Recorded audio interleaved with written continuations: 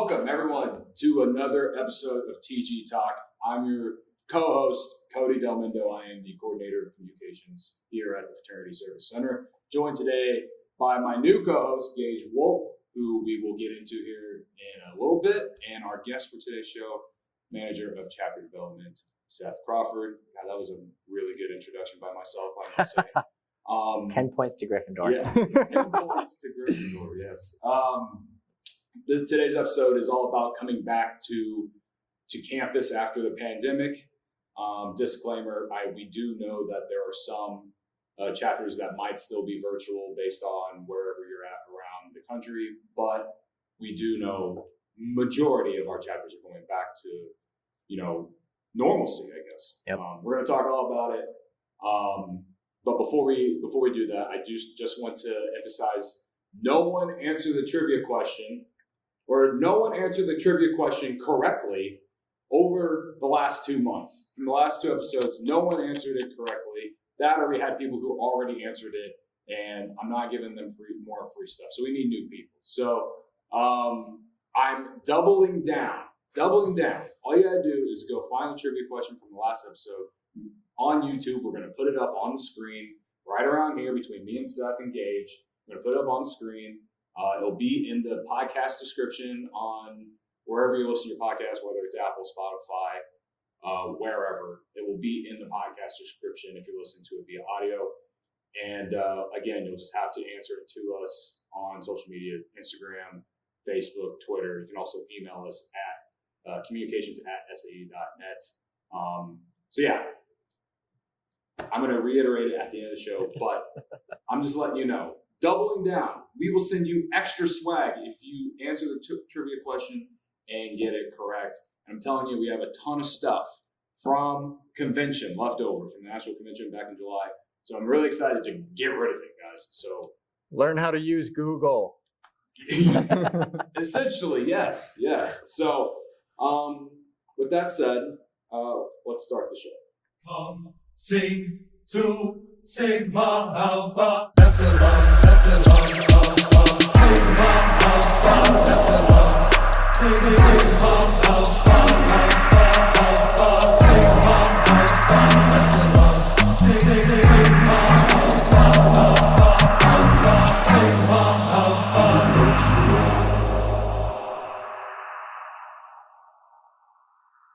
All right, welcome everyone.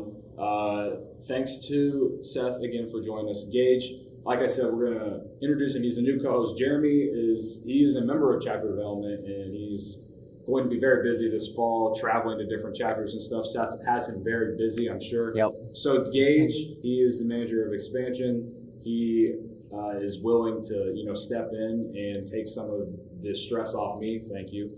How's it going, man?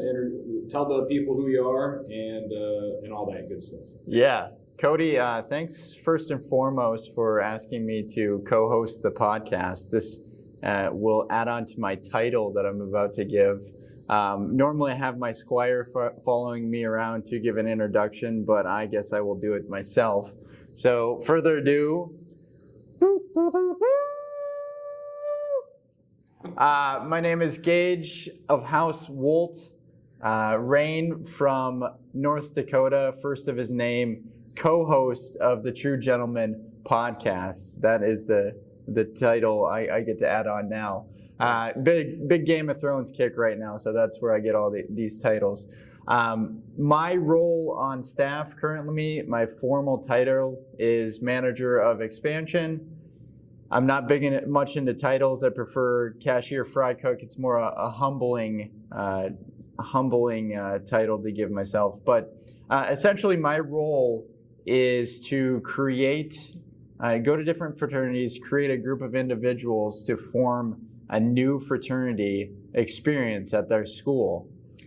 This is finding guys that have diversified skill sets, matching their likes, their dislikes, their passions, interests, what they want to do with their lives, putting them in a room and saying, hey, obviously whatever is working at the school, we need something different here, and you guys are the gentlemen to create it. So it's a very rewarding job. I look at it as more of a startup operation, even on a business sense, with the fraternity, it's all value-based leadership opportunities. You're not trying to turn a profit.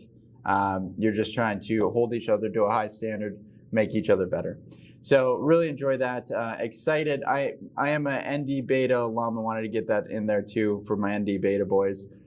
Excited to be on the podcast, and we got some good content for you guys today. So Cody, I'll turn it back over to you. Thanks, Gage. It was very descriptive, and you went full all in. I like it. We're all in here at TG Talk. We're not half glass. We were all in. So, Seth, welcome to the show, man. Thanks. Glad to be here. Glad that you are here, man. Tell us a little bit about yourself and what you do here at the Fraternity Service. Sure. So I am a brother from Texas Epsilon, University of Houston. I served 4 years in the chapter, graduated. I've been on staff now for about a year and a half. I currently serve as the manager of chapter development, so I oversee a team of 10 chapter development team members, just like you mentioned earlier, Jeremy being one of them, and they oversee all 220 groups that we have across the realm. We specialize in chapter operations. You know, if something's not quite working right with your chapter and you need assistance putting together a scholarship plan, we'll help you build a scholarship plan. If you want to do improve alumni engagement, or you want to talk about accountability or how to move your chapter closer towards winning Zeal next year, like that's what we're here for. That's what my department does, and I love it. So a little bit about me. Back to you. All right. Modest man too. He is getting married here in about. He's getting married here at the Revere Memorial. That's true. That's true. Yeah. This is big stuff. Big stuff. She was not a fan when I told her I wanted to get married in my fraternity's headquarters, and then I brought her on a tour of the place. And for those of you who have not been, the Tiffany stained glass windows, she was like, "Sold. We'll get married here." And I was like, "All right." So yeah, very fortunate, very blessed to have her in my life. And looking forward to that. Awesome. Well, with that said, fellas, we were talking three goals with a bunch of bullet points on those goals. So don't get confused when we mention a bunch of stuff, but there are three main goals today for undergrads going back to campus after the pandemic. And the first one being making the most out of your SAE experience and college experience after the pandemic. That's one. The second one is goal setting for the semester for your chapter. And then the third one is reviving positive chapter traditions. So we're going to start with the first one, which is, like I said, making the most out of SAE in your college experience after COVID. So we have a bunch of small bullet points with this, and I think we'll start with like just not taking anything for granted. You know, us three, we never got to experience the pandemic in college, and I must say I'm very glad that I didn't. And I honestly, I feel really bad for a lot of, especially like seniors from last year, who had to go through their senior year of college virtually, you know, with their last year of SAE, which just, honestly, it really just makes me sad. But, you know, for people who came in as freshmen last year, they don't really know what campus life is like. And I think that's a good place to start with just, you know, doing everything you can to maximize your college experience. Yeah, as cliche as it sounds, like you get out of it what you put into it. Right. You know, if you are just kind of a t-shirt member and you go to chapter meetings, you might get friends, you might get brotherhood out of it, right? But if you really buy into the mission of SAE, you're going to have, you know, a whole new world opened up to you. And it's, you know, some of the stories that I hear throughout the realm from the guys I work with, it's like, wow, like that's some good stuff. Like send an email to Cody here. He'd love to write about you on the record. So it's lots of great stuff coming out of the realm as far as like, you know, getting the most out of it. Yeah. Gage, you got any points? Yeah, I think what we mentioned a little bit yesterday is, well, a couple things. The pandemic gave us all time to reflect on our lives and find out what's important to us. Family, friends, fraternity, and then what more or less you want out of your college experience or what you want out of your life. This opportunity coming up within the school year is completely, you have your own blank canvas and you get to pick your paint, you get to pick your paintbrush, you can do whatever you want and really be creative about it. I emphasize this a lot because not only are the college students all starting over, everybody in the world is starting over right now. There's no precedent for right now and what you can and cannot do. So get out there, find your passions, your interests, and take some action. The biggest part is taking action, the smallest things, to really set your course in where you want to go with your life. Yeah, no, I think some, good examples of all of this is, creating new friendships or building on friendships or relationships that you already have. Maybe brothers that like the brothers you made when you rushed last year all virtually. Who knows if you've even met them in person yet? I would assume you probably have at this point, but getting to know them throughout a full semester and I guess just building on it, I guess, like I kind of said, is a good way. I think making new networking, I guess, throughout, just campus life too, with other organizations is one. And we'll talk a little bit more about that here in a little bit, but I think just getting back to normalcy is something that so many people have waited for. And just like, don't take it for granted. I never thought I would take for granted, like, going to a restaurant. I totally did. Whenever I could go back to a restaurant, like, it was awesome.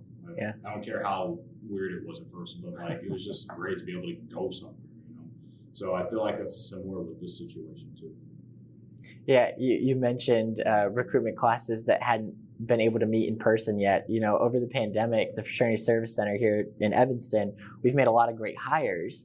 And convention back in July was the first time that we actually got to meet face to face, or like, give each other the grip and hang out and stuff. And it was, it's weird to think like people you've worked with for near a year and never having been in person with. So, specifically members from your team that we've just been talking virtually, because a lot of them are remote.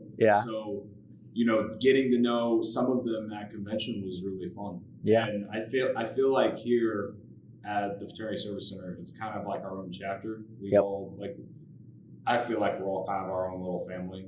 So it was nice to be able to, like, even though it was such a hectic week, just trying to make sure everything was going smoothly at convention, but it was also good to, once the day was over, to be able to hang out and talk and all of that good stuff. So I think that goes along with it.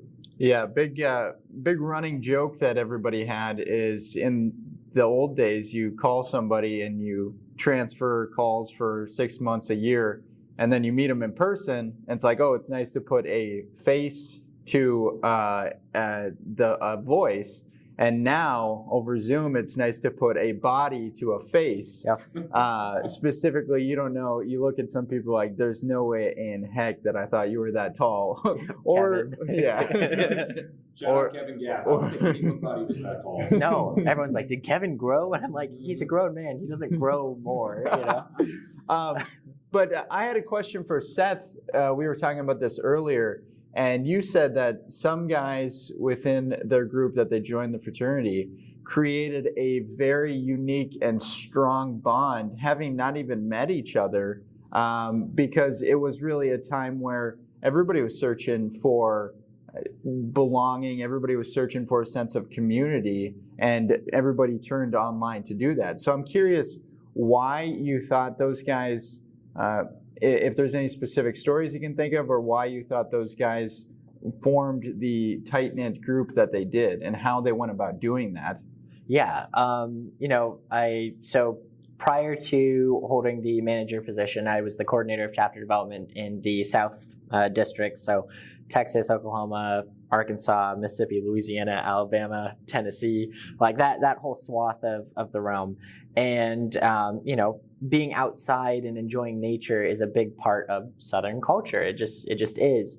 And, brothers who had to, who were from out of state or out of region, like they're from New York and now they're living in Mississippi or whatever, they had, never held a rifle, never held a fishing pole, and brothers from their chapter are like, hey, it's a small group, 2 of us, 3 of us, or, you, me and my dad were going out hunting, and like they got to develop those one-on-one connections in areas and hobbies that maybe they never experienced before. We had brothers that did camping trips. You know, you can socially distance, you can spread out on the mountain, you can, float down a river if you want. Like, there's lots of great outdoor things, but they said that it was you have Zoom and all of the technology on one side, but then no technology, and just being able to be, hanging out with your brothers in nature was such a benefit to a lot of relationships with them. And I think you pointed out the biggest factor here is saying one-on-one relationships. Yep. Whether having a 10 to 15 minute conversation one-on-one with somebody, you know them a heck of a lot better than probably 90% of the world. I mean, Yeah. you just, there's only so many people that take the time to have that one-on-one conversation. So that's something when you're getting out there back on campus, we need to find time, whether you go to the cafeteria or whether you go to study with someone. It's nice to be in a group, yes, but take the time to invite anybody to do a one-on-one session and get to truly know who they are and what they're about. Yep. Yeah. I know, Seth, you have like an interesting story about how you joined SAE, and it kind of goes with one of our points of just getting involved with as many student organizations on campus. In this case, this is Seth's story on joining the fraternity, but there's so many other organizations on campus you can get involved with that honestly just kind of maximizes your experience as well. Yeah. So I was a transfer student over to University of Houston, and so I did the transfer orientation program throughout the summer. I was on the athletics team, Spirit of Houston. I was the mascot for U of H, so we had practice and trainings for the whole semester and year beforehand, before I was actually a student there. And so a lot of fraternities had approached me. Oh, hey, come join this one. Hey, come join that one. Oh, you look like a fraternity guy. Come join us. Whatever, right? And I never really wanted that stigma attached to me of, you guys have a reputation that precedes you. And so I didn't see myself joining an organization, right? And so finally, semester that I'm taking classes there at U of H, and I'm waiting outside of class, first day of class with my friend. I didn't have that class, but I was just there getting coffee. And a guy on the not park bench, but the hallway bench, I guess, beside us was like, hey, do you know if we have a quiz on Thursday? I know he said he was going to start them really soon into the semester. And she was like, I don't think so, but I'm not sure. He's like, oh, I've got to get some Scantrons from the bookstore before Thursday, but busy week. And I was like, man, I don't have anything going on. I'm going to pick her up after the end of this class. I'll just walk over to the bookstore and I'll get you a Scantron. He's like, oh, you do that? I was like, it's a Scantron, no big deal. So go to the bookstore, get him the Scantron, give it to him. He's like, how much do I owe you? It was like $1. Don't worry about it. Just pass it on, the good act of kindness. So later in my day, this is now the third class in my day, and I walk into this giant 400-person amphitheater, and I hear Crawford, shouting out my last name. I'm like, okay, I don't know anyone on campus that would be in this class. Who is shouting out my name, right? And sure enough, there's the guy I got in the Scantron for, and this guy is a big linebacker built dude. He's waving at me, standing up, shouting my name, and I was like, oh goodness. And he's telling the row to move down, and so I wait up. I'm like, oh, sorry, stepping on people in book bags and whatnot. But we sat there, and just kind of returning the favor and looking out for me was pretty cool. So over the course of the semester, we got to know each other, and I got to know his friends. And I was like, wow, you've got a really cool friend group. How long have you known each other? And he's like, oh, a couple weeks for that guy, semester for that guy, 2 semesters for that guy. I was like, oh, okay, how did you guys meet? Oh, well, we're all in a fraternity, right? And he hadn't even mentioned fraternity until probably 4 or 5 times of hanging out with him.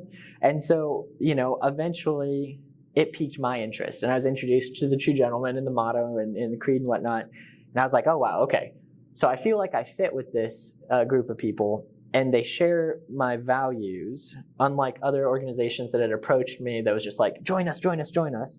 I wanted to join the people of the organization instead of just joining the letters of an organization. So I joined, never looked back. Now I work for the Fraternity Service Center, and I'm proud to wear my letters. So yeah, No, that's awesome. And I think it really goes to show, like, we're on a recruiting aspect, at least, like, it's the way they kind of went about it, maybe he had this in the back of his head, but he wasn't just going to, jump you right away. Right. Maybe. Drake Peckus, I'll shout you out. Yeah. Two things I think about when you tell that story, Seth, is one, you went out of your way to help somebody else, provide value to them. You made a friend out of it, for one, that you found in class, which I think is phenomenal. Any undergrad out there, if you truly want to be friends with somebody else, provide some value for them, provide assistance on some way. But two, the authentic way that he talked about the fraternity, he made you feel wanted in class. Sit next to me because we shared this connection with the Scantron and whatnot, but sit next to me, meet my people, and then just see how you fit in from there. And you ended up really enjoying the guys and joined the group. So two things we can take from that experience that I think all of our undergrads should implement this semester.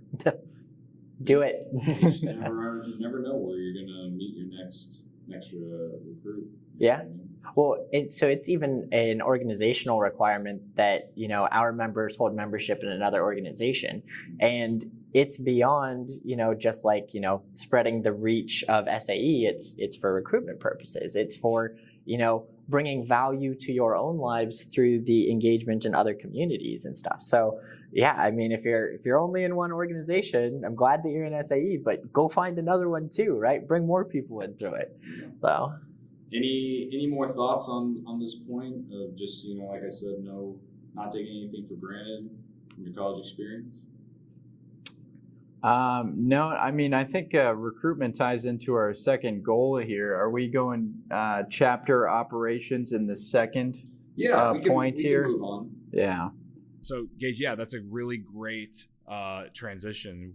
So the next point is goal setting for the semester. Let's start with recruitment because Gage kind of mentioned it, like I said. I'm just gonna kind of let you take it over. You're the guy. The recruitment guru. The guru. Oh man, we'll see where my talking gets me here. So one thing I want to point out is I think a lot of people overthink fraternity recruitment way too much, and recruitment in any organization. It goes back to Dale Carnegie's lessons on meeting new people and creating good first impressions. If you want somebody to join your organization or take interest in your organization, first you have to take interest in them and their journey. And I think this is extremely important when we get back on campus for gentlemen within the fraternity to be open, to be honest, to be out there on campus just meeting new people. Regardless if they ever join the fraternity, you should be out there asking people about themselves, taking an interest in their hobbies, in their passions, where they want to go with their lives after college. And again, this goes back to Seth's story, is providing some sort of value for these guys in their experience. So whether that be the freshmen coming on, giving them campus tours, or connecting them with the right classes that they need to take, giving different professors perspective on different professors, or showing them where the bookstore is and helping them get their books. We need to think of providing value to others, getting to learn about them, and then talking about the fraternity later. We did an event, it was called Cougar Movers, and so we would help the freshmen move into their dorms, and you had to wear like a U of H shirt, but you could wear like an SAE glasses or a hat or something like that. And we took those opportunities just to get to know the people as opposed to, have you heard about SAE? Like, can I interest you in a fraternity, right? But yeah, like get to know the person first, provide value. Yeah, definitely. And so it also goes back to the types of questions that you're asking the individuals. When you're taking interest in somebody, it is asking very thoughtful questions specifically. It's not, oh, where did you go to high school? What's your sports? Blah, blah, blah. It is, okay, what drives you? I mean, what have you experienced in your life? What have you overcome challenges, and specifically you can talk about challenges in the pandemic or challenges that they faced in their childhood, and then find out what they want to do with their life after college too. Yep. And connect them some way, whether that be through the fraternity or whether that be through a different organization on school that can help them achieve their goals. So we need to start asking quality questions to these individuals that actually show, hey, we are interested in you and your personal and professional growth on this campus. Yeah. Very good points.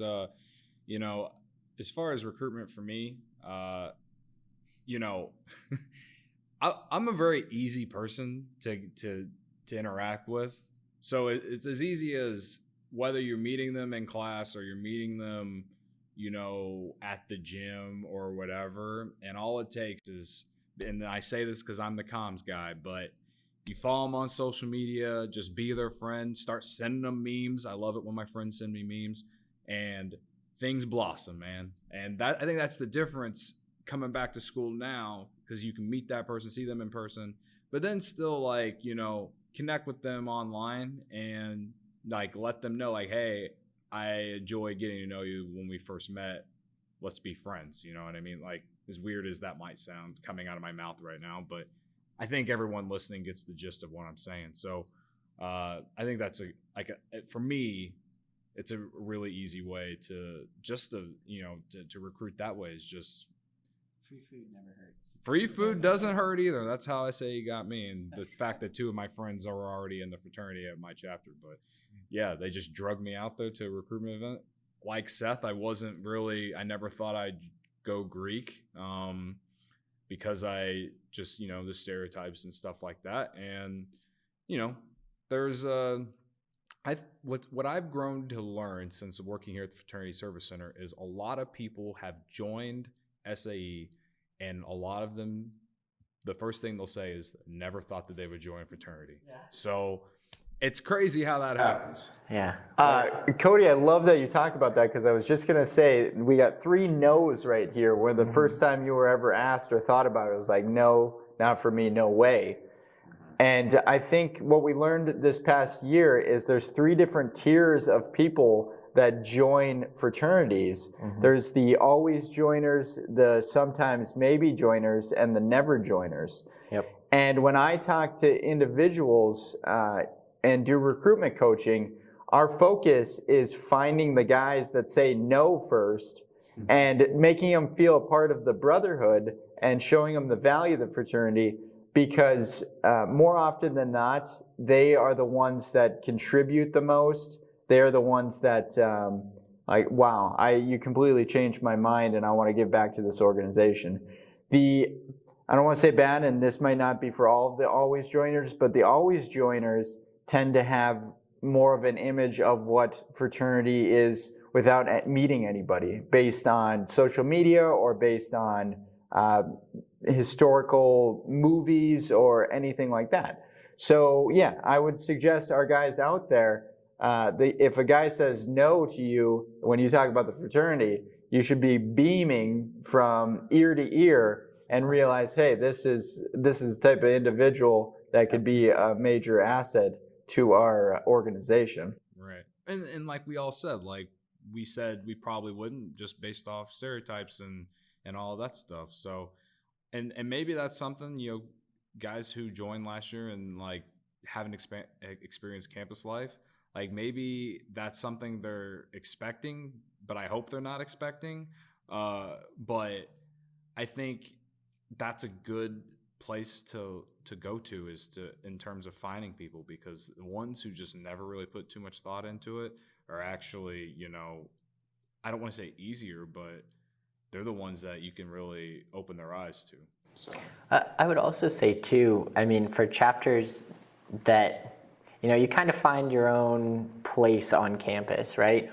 Well, that slate is clear. So if you want to be the smart fraternity, if that's what you want to be known for, if that's how you want to carve out your reputation on campus, make that your goal, right? Like if you want to be the fraternity that's always in the gym and the rec center is like your territory, that make it, right? Like you have the opportunity to basically like set the expectations for your chapter culture that you want, because everyone is on even playing fields because everyone's returning.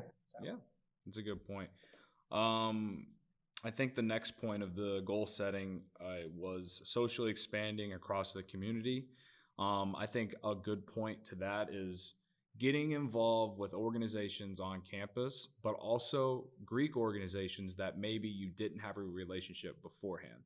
And I would say if your chapter was involved with a lot of sororities that are part of Panhellenic, but not the multicultural ones that are out there as much, that's a place that you can really set the bar at for your chapter moving forward, as well as other like organizations on campus, not just Greek. Doctors Without Borders, the chess club, sports teams, like you name it. Like the sky's your limit. And I think back to one of SAE's pillars of friendship, and we've already kind of touched on friendship in this podcast already, but being a friend does not have to result in a bid extension and then becoming a brother, right? Like you can be a friend to your community, you can be a friend to your university, you can be a friend to, a student who doesn't have friends in, that city or at that institution. So,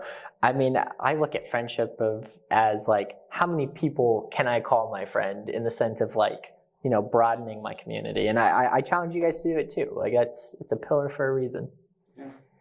One thing I will say about friendship is we need, especially when our campus, you need to diversify your friendship memberhood here. Mm-hmm. And we all love the fraternity, but having good, healthy friendships outside the fraternity is very influential, a good asset to yourself, and having friends that are of different ages too, which we'll get into the academic sense, but having friends that are university officials or professors or community service opportunities in their community, those nonprofit leaders, those are the types of people you need to build friendships with as well, because the college experience is meeting as many people as possible, trying as many new things, whether organizations, sports, whatever, as possible, and then seeing what sticks.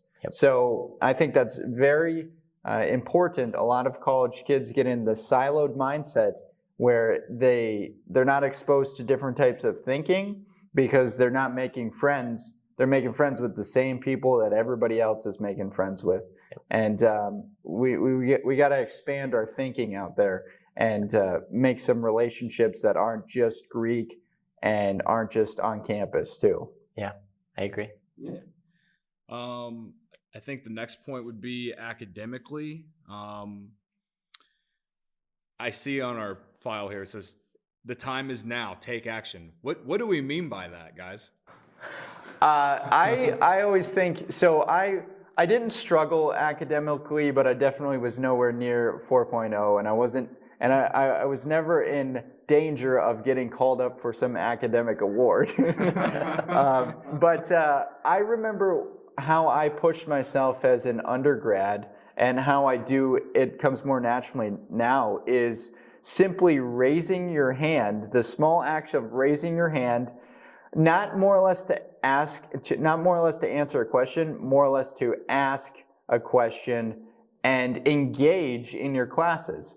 A lot of the times when everybody was on Zoom, it was, okay, the professor's there and we're here, and it's hard to interact with everybody. So when we get in these settings where you actually have a professor that inspires you, or a professor that you want to emulate, engage with him in class, or her in class. Raise your hand, ask a good, thoughtful question, and then network with your peers in the class too, to get to form a friend group there. So I laugh because I had two really good friends in college that were Chi Omega sorority sisters, and they would sit on either side of me in this one class, and I was always asking questions. And so the running joke was that I had a question quota, and once I reached it, someone else needed to ask it. But I mean, to Gage's point, by asking questions, you're able to maybe ask a question someone else in the room wanted to know but didn't, or maybe now people in the classroom are identifying you as a classroom leader, right? And they're want to be on your team for a group project. We met future SAEs through class projects, right? And so it's like being visible on campus, especially when you're in letters. Of course, that's the best time to do it, right? But being visible, you get the most out of your academic experience because they say, oh, wow, that's a student that I can connect with, and that's a student that wants to learn. Like, I can teach for everyone, yes, but I know for sure I'm helping that individual. So I thank all of my teachers. One comes to mind is Lieutenant Colonel Haig. That was my national security professor. She was awesome. Professor Tinsley, she was crisis communications. Like, loved those. Like, I would wake up bright and early at 7 a.m. to commute to class just for their 8:30 classes because that's how good they were and that's how impactful they were. So yeah, get to know your professors. Never a bad thing. Yeah, you make a good point about the professors. Like, some of them, they're like life coaches, right? Like, Yes. there's some I'm friends with on social media that I still talk to today. I think that's a good way to really set yourself academically, is building a relationship with the professor. Not all of them, believe me, not all of them, but the ones that really affect your life. So Yeah, and I think taking advantage of their office hours, we talked about it earlier in the podcast, of that one-on-one conversation. Go up, talk to them 5-10 minutes. I guarantee you do that within the first week of class. They're going to remember who the heck you are, but B, you're going to feel like you're getting way more out of the class because you know the professor and because you have a better relationship and feel comfortable asking those questions. yeah. Yep. One last point of this one is, when's the best time to build an alumni network for mainly like our juniors and seniors, people who are getting into their major, people who are, I don't know how else to say it, like just getting ready to graduate? You can. I'll take it. There you go. So there are some chapters that do this very, very well, and it's a requirement for all members coming in that they get a LinkedIn account. It helps for professional development, professional networking, etc. But it's also a chance to keep those names when they graduate, right? So now you have that network of, technically they're undergrads at the time, and then they graduate to alumni, and now you have that alumni network. So that's kind of what I tell my groups. It's the best time to build an engaged alumni network is when there's still juniors and seniors in your chapters, and to Gage's point, being able to sit down and have a one-on-one conversation with someone and get to know them, before they graduate, that can engage an alumni, right? And I'm sure you've got some stuff you want to chime in on too, but I'm excited, like, get to know them. There's no reason not to. Yeah, I think when we think of alumni engagement, oftentimes our chapters think of picking up the phone and saying, hey, how much can you donate to our cause? And consider that alumni engagement. But I think the beautiful thing about the fraternity, one, is we're multi-generational. Yep. Where you have guys from all walks of life, all different experiences that you can connect with based on the shared medium of being in the fraternity. Yeah. And we talked yesterday about having some of the alumni come in to share their professional experiences, to share their chapter experiences. That's an incredibly useful way for the alumni to engage, because more important than money is time, and they would be more than willing to share their experiences and give that time if we just make the ask. Yep. Additionally, for all of our sophomores, freshmen and sophomores there, we need to start looking ahead. I know it's a while till you graduate, but start looking at the juniors and seniors in the fraternity to see, okay, who holds leadership positions, and what leadership position do I want to hold within the next couple of years here, and start having conversations with those guys. How did you get here? What are you doing right now? And how do you think I should go about my life over the course of this next year or two to get to that point? Mm-hmm. When I say we're multi-generational, it's the consistent theme is giving back to each generation and looking out. That's the beautiful thing about the fraternity, is it provides you those role models, those mentors, if you just ask sometimes to go out and learn more about your degree, learn more about life, and set you on a path for success after school. Yeah. Yeah. 110%. Yeah. I completely agree with everything, guys. With that said, you guys ready to move on to the final point? Let's do it. Okay, so all really good stuff so far, guys. But let's move to the final goal for not just the next semester, but I think just moving forward.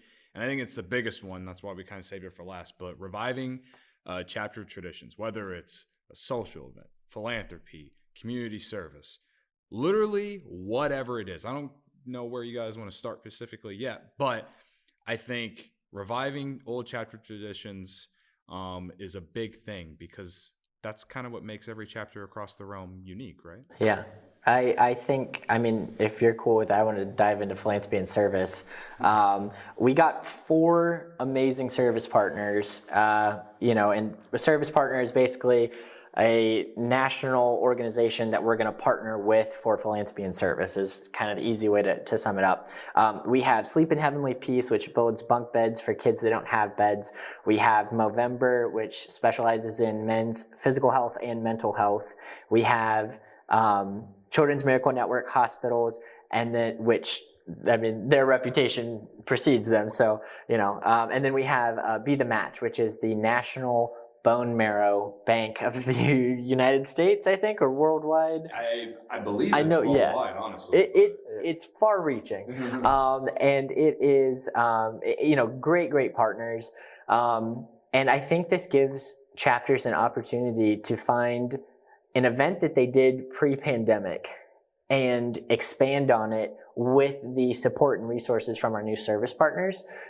Be the Match is, they're willing to send people out to help you table and facilitate the event, so you're not planning this giant philanthropy and service event by yourself, Movember has some really great online resources that they can share directly with you, that you can just kind of pick up and go. It's a, push start, turnkey sort of start. And Sleep in Heavenly Peace, that was the service event we did at convention. It was fun. I mean, we woke up at like 4:45 a.m. We're out there cutting wood. You said this was fun. Yeah, well, and everyone was grumbling at first, like, oh, it's so early. But they get there and they hear the mission, and they're able to hear the stats on how many kids don't have beds. Like that, sadly, was not something I'd ever heard about before, and you're like, I never thought that some kid just has to sleep on like a pile of towels. Like that's sad, And so, being able to build a bed for them and give them something that's their own, something that they hadn't had before, that was really powerful. And then, being able to use your hands to, haul lumber and sand and cut, and like, it was a fantastic event. And by the end of it, no one cared that they had been up since 4 a.m. Like it was a good event.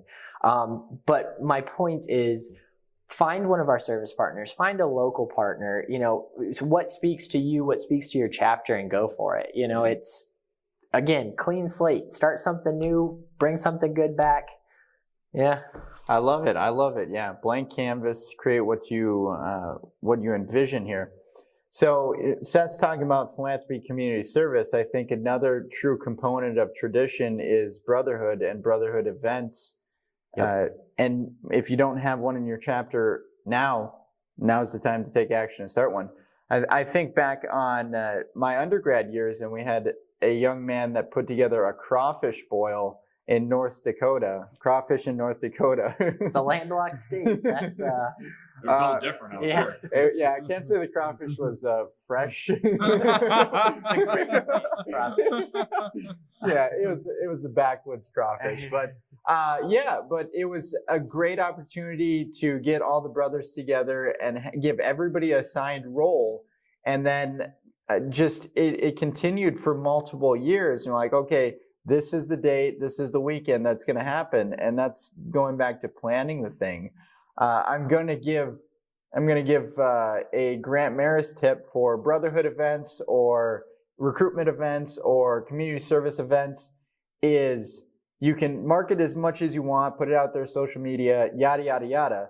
But again, it comes down to the personal ask. Hey, we want you to be there. We want you to be at this brotherhood event. Even if you talk about it in chapter meeting 50 times, whoever's running the event, ask the other brothers, hey, we want you there.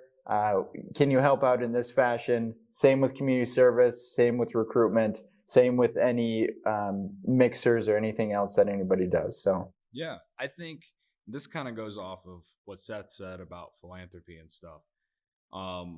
One good example, I think that kind of shows just like creativity was the chapter who won Zeal this year, Indiana Epsilon, University of Evansville. I think their service partner is with Chemo Buddies is what it's called out there.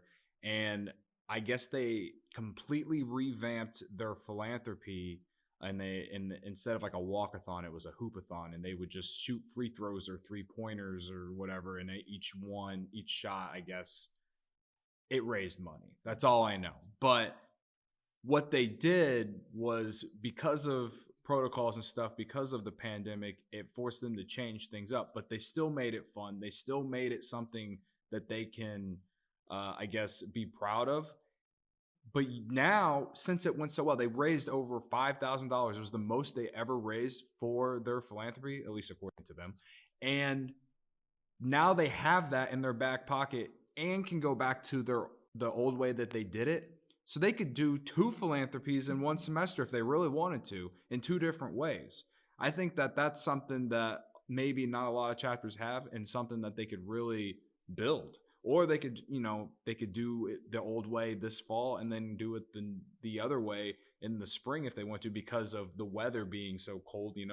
I don't know. But I think you can do, because of the idea that came up, now you can revamp it in a new way to where other people are also involved too. So I think that's like, even though we're getting away from virtual, you can still utilize some of that stuff even now. So yeah. I think that's a good example. One of my Mississippi groups, there was a little local mom and pop restaurant that they like, best catfish is what they said. And so they would make it a point after every single chapter meeting, even though it was virtually, they would go and they'd pick up to-go food from them to try to keep them in business. And so because they came through there, now that restaurant wants to partner with them for like their philanthropy week when the world reopens.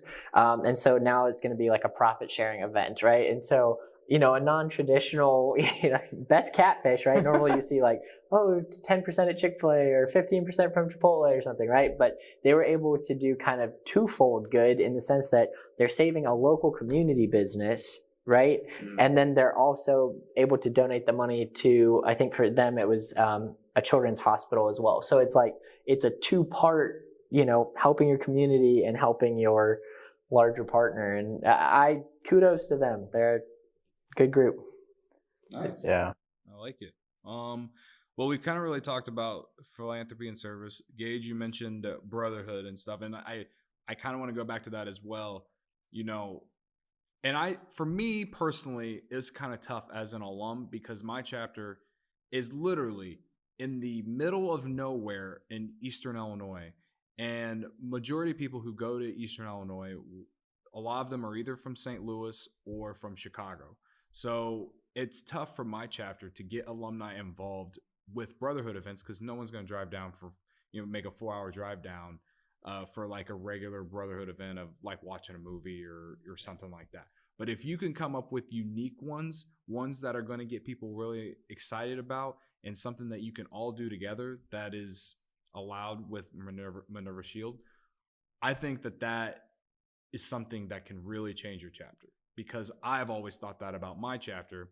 And unfortunately, we have had some problems keeping alumni engaged, specifically me, myself. I'll just admit it right here. It's been kind of tough. And even guys who were a part of my class, a lot of them fell out of our chapter because of that kind of stuff.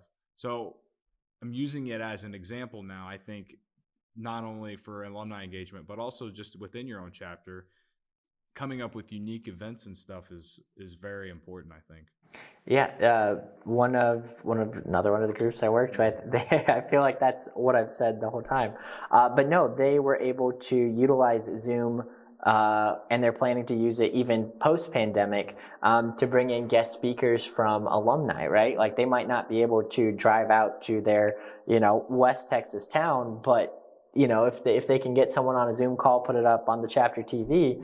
Now someone can come speak to them, right? And it's from the comfort of their own home. And what would have been 3 hours there, 3 hours back for that alumni, now it can be 10 seconds to push the Zoom button, talk for an hour, and then leave. So there's so many great things that are coming out of the pandemic that we've learned about ourselves and about our chapters. And I'm excited to see what everyone does with it this fall. I mean, it's gonna be a good year. Yeah. Yeah. Well, Seth, speaking of brotherhood events, I know you want to share the story. We actually had a brotherhood event at the Fraternity Service Center here the other night. That's what we're going to classify as 33% of the staff. Yeah, 33%, but that's out of 15 people. There was 5 people who came. Yeah. That's pretty good. Unfortunately, I was unable to go, but I wanted to go, and I'm probably going to try and go to the next one. But I think the idea of it was good because, especially like you said earlier, a lot of us never met in person until we worked here for 5 months. I didn't know you guys face to face until I'd been here for 3 or 4 months. Yep. Maybe even longer. I don't know. I know they started letting us come in a couple days a week in February, March, but then everyone was coming in by June. So, and I've worked here since December. It's been a wild ride of meeting people, and then obviously at convention got to meet everyone. But yeah, no, the idea of it to just, I guess, create that brotherhood, because even though we are adults and we are out of college, SAE is more than just 4 years. Yeah. The idea behind it was, it's kind of a cheesy saying, but I use it with my department, that zeal starts with us, right? If we want our chapters to display zeal and display brotherhood, it starts with us. And so, we're trying to be more intentional about how we spend time with each other outside of the office and whatnot. So I was like, all right, well, what do you guys want to do? And turns out a lot of people here enjoy playing board games. So I was like, all right, I'll host a board game night. We'll do pizza. I'll go get some soda and whatnot, and we'll do it downstairs in our giant cafeteria. And so the SAE cafeteria here. And so so we did that. And to Gage's point, I did put out a mass message of hey, this is here. Anyone's welcome. We have some fantastic ladies that are on staff as well. We have non-members that are on staff. But I wanted everyone to know that everyone was welcome, right? It wasn't just an SAE specific brotherhood event, but it was a friendship staff event, right? But to Gage's point, I went to every single person's desk, was hey, this is happening in 2 weeks. I'd love for you to be there. Hey, this is happening in 2 weeks. Please join us. Nope, you don't have to bring anything. I'm taking care of it. All I need is your smiling face, right? But that one-on-one invitation, I got more RSVPs than the ones that were just supposed to the comment that they were coming, right? So yeah, it started off with 5, but all things, don't start, Rome wasn't built in a day. It's a perfect example. So if we get bags out front, the LMT, I will be at the next one. You have it here on camera. I'm going to hold you to it. I'm going to go home and build a bag set. And for all those future Fraternity Service Center staffers out there too, this is, although this is a full-time job and you are working and it's a completely different experience than your undergrad years, this is a place where you can create your own brotherhood in a first job, a second job, wherever. And your sixth job if it's and yeah, it's such a unique and different job in that aspect, where you're serving the fraternity that you were in undergrad. So yeah, I would say bring your ideas and bring your A game too, if you ever think about an opportunity with the Fraternity Service Center. Yeah. We just did a nice little ad for careers on SAE.net, SAE.net/careers. All right, guys. Anything else about reviving old chapter traditions? I know we didn't really talk about social events, but I mean, a lot. I mean, obviously, getting back involved with just your chapter in terms of having those events again, I feel like is something that I'm sure a lot of people really missed. I would say, be responsible, plan everything, understand the rules and policies of your host institution, state and local authorities, Minerva Shield, etc., and have a safe fall. I mean, you're going to be excited to see each other, but understand that, there's a bigger picture to it, And the last thing I want to say is, go out and find one person. I challenge anyone who's listening, anyone in your chapter, go out and find just one person, invite them out to an event. Don't even try to recruit them, just invite them out, right? And you might get a lifelong friend, you might get a friend for a semester, you might get a brother for life. And so that's my challenge to the listeners, viewers, both, I guess. But yeah, that's my closing note. All right. Yeah. Gage, anything else? Points for the good of the realm right now, I suppose. Overview, take action. Take action. It's this it's the smallest habit, whether it be raising your hand in class, whether it be going up and introducing yourself to somebody new.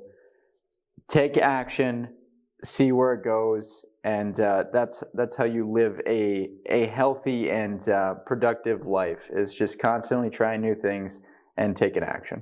I love it. I'll say, to go with what Gage said, to, again, not take anything for granted, not just with SAE, but just your entire college experience. When they say it's the best 4 years of your life, they're not lying. I've been lied to many times, but that is not a lie. There are times where I wish that, man, college was easier than being an adult. So, and that's true. So, yeah, don't take any of it for granted. So when you come back to campus this fall, really, really dive into just everything that you kind of missed out as if you were a freshman last year. Really dive into taking advantage of the next 3 years and really getting involved on campus, meeting new people, and stuff like that. So, yeah, I think that's the show, guys. Yeah. Thank you, Seth, for joining us. Gage, you made it through the first episode. Didn't think you'd do it, but you did it. Congratulations. This is episode 2 of season 3. Thank you, everyone, for listening. Before we get out of here, again, the trivia question that no one got right, which is just a shame. It really is. If you're listening on the podcast app, if it's Apple, Spotify, Anchor, wherever, the question is in the podcast description for this episode. It's not hard to find. You can DM it to me, essentially, because I run our social media accounts on Instagram at Sigma Alpha Epsilon, or Twitter at SAE at SAE 1856, and then SAE Fraternity on Facebook.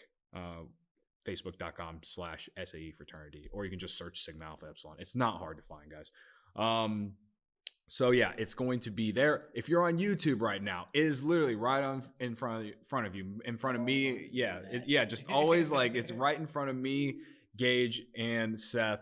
So make sure once you find out the answer to DM it to me, and I will double down. I will send it to whoever who sends it, because we got a lot of stuff left from convention that we're trying to give away. It's a lot of great stuff. So with that said, again, thank you guys for joining me, and we'll see you guys next time.